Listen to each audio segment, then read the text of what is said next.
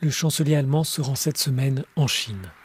Mais ce déplacement d'Olaf Scholz à Pékin est décrié car cette visite intervient à un moment où l'Union européenne songe à réduire sa dépendance à l'égard de certains pays, comme la Chine, qui est décrite par l'Union européenne comme un partenaire et un rival systémique. Mais certains parlementaires nationaux en Europe s'interrogent sur le calendrier de ce déplacement.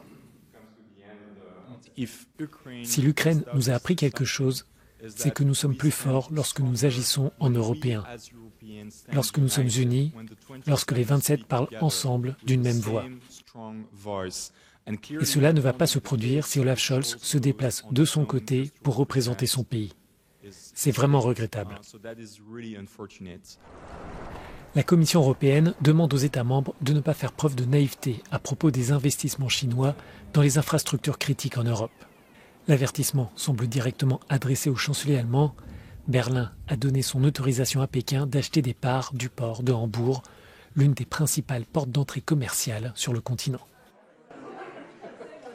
L'Allemagne dit vouloir chercher à renforcer les relations entre l'Union et Pékin, mais certains alliés d'Olaf Scholz voient dans son déplacement la défense d'intérêts nationaux plutôt qu'européens.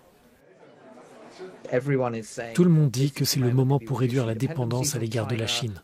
Il faut au moins éviter de devenir plus dépendant et de s'enliser dans un système économique chinois qui se trouve dans un environnement de lutte en ce moment. Et je pense que c'est ce qui continue à mystifier les gens à propos de ce voyage, parce qu'ils n'ont pas encore donné de message clair ou de véritable intention.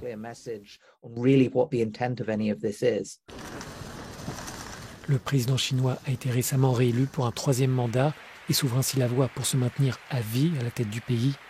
Olaf Scholz va probablement tenir compte de cette nouvelle situation politique.